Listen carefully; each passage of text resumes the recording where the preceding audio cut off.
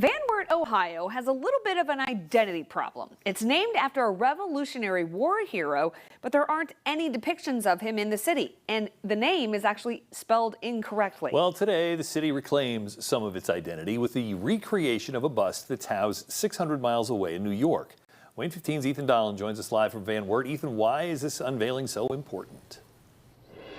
Dirk, simply, it gives the city a tie to its name. So just behind me, that middle bust, that is a bust of Isaac Van Wert. Now, if you don't know who he is, strap in. I've got a really quick history lesson. It's September 1780. The Revolutionary War rages on, and Benedict Arnold is conspiring with the British. He gives these documents to Major John Andre, and Van Wert, part of the trio that busts up this big conspiracy to take down the American forces.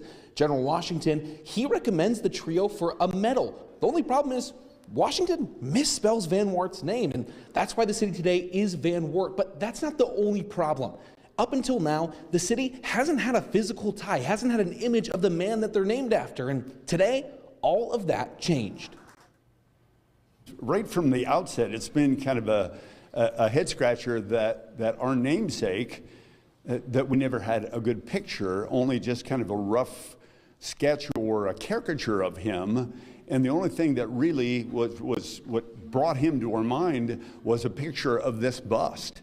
And of course, he's also an aged man, probably at 70 or 80 years old, and his fame happened when he was 17. So, but to have these guys, a copy of them, a real, what looks to be the real bust of these three gentlemen, is pretty incredible to have them here.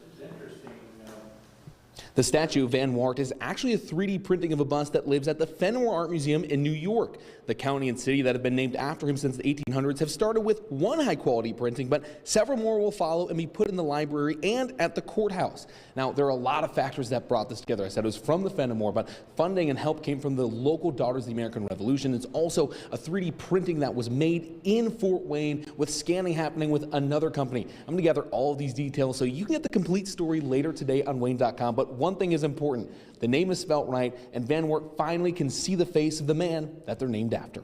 Reporting live in downtown Van Wert, Ohio, Ethan Dahlen, Wayne 15 News.